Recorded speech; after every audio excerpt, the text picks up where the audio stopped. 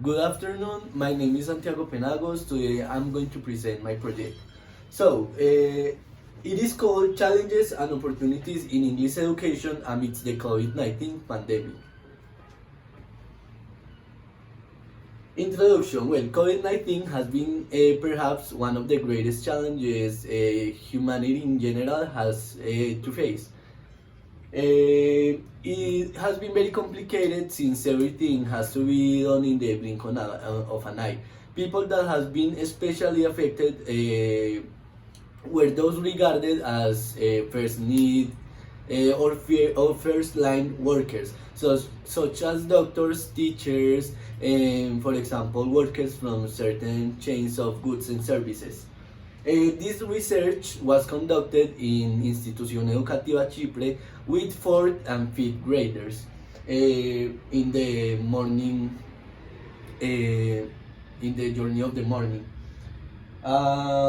These students were also from low and middle socioeconomic status in the city. Well, these are some of the students. This is one of the groups. It was very special because this was one of the groups with students with special educational needs. So it was also a challenge, but it was very good to have them because they were very active. Well, this is the question: how was the process from face-to-face to virtual education for primary school students in Manizales, Colombia in 2021? Objectives: general understand the different processes and situations the educational system faced during the pandemic outbreak of COVID-19. Specific: to identify how this change affected the educational system, to show different materials which were used in the classroom as a response to these challenges, and to understand the perceptions of parents, students, and well, also teachers.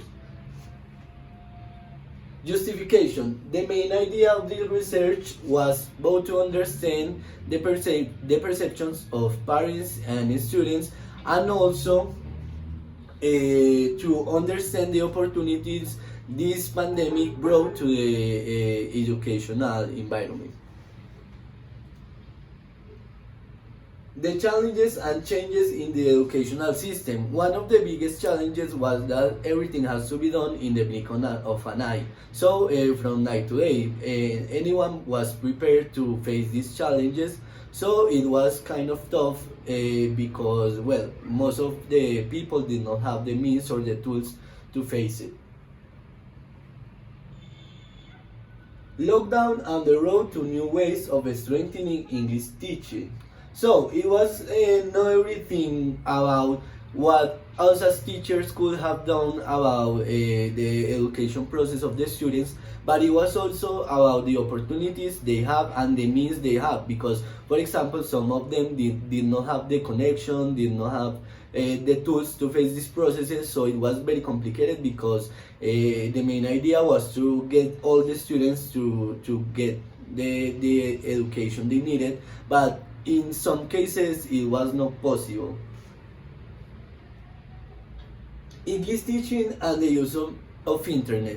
So, for example, in this point, one of the main topics of this research was also that some internet tools were used to face these challenges brought by the COVID-19. So, for example, here I have an example of some tools that we constantly use in the classroom.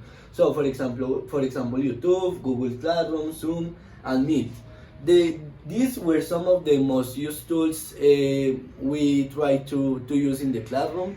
It was not all the time possible because not all the students have for example, a good internet connection. Well, research methodology. This research was made by the application of surveys in which I asked some questions related with the perception of both parents and students about the pandemic. But also we use handouts most of the time. We have to do handouts for every week. Every week we made a handout and we gave it to the students so they could develop them, and also we used them to explain all the contents and the subjects in the classroom to them.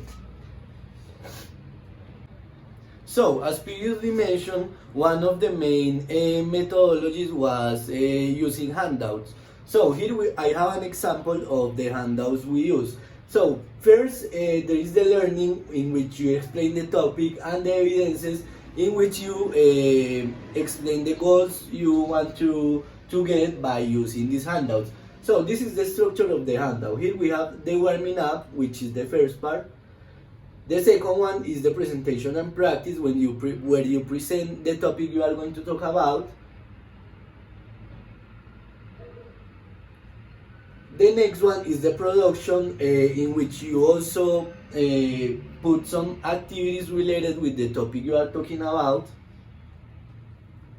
And finally, there is the assessment. The assessment is like a homework. It's the activity they have to do when they were in their houses, for example, in their free time. The data analysis was made by the researchers, and this was actual research. Also, the teacher was the one who was participating all the time. So he analyzed the different answers from the students and also their performance in the handouts. Findings. The findings suggest that most of the students and also the parents prefer the face-to-face education in contrast with the virtual education, since this was very difficult because, as previously mentioned, most of them did not have the means to face these processes. Also, using handouts was very effective because we were able to present all the contents and the subjects to the students, and for them it was easier to acquire this knowledge and to practice. The theoretical framework, well, the background. Since COVID-19 is a very recent topic and is a very recent situation, there is not a lot of information about it, but some researchers have already talked about it and is still developing some research about it. Well, I have some examples, some theoretical bases. Sir John Daniel states that, for example, in these cases, asynchronous learning is a very great opportunity for students to learn, because they can still do their practices at their homes.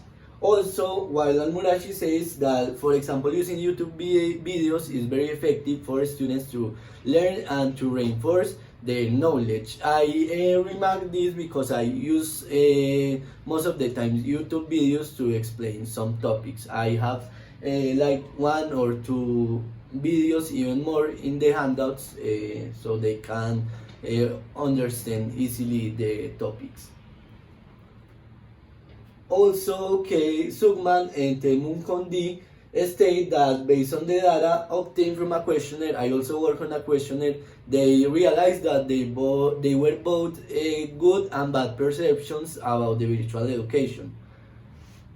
Also, John Yandel expresses that one of the main problems of the virtual education was that there was not a lot of spaces from students to socialize, because everything is virtual, so they don't really get to be with one another.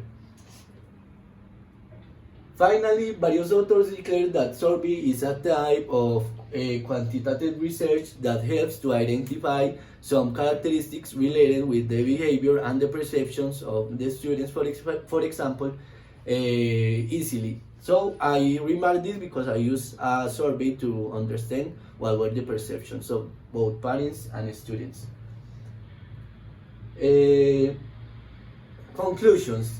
It was not easy, neither for parents or for students, to face these processes, as because, as I remarked previously, they were not able to face it, since they did not have the means or the tools.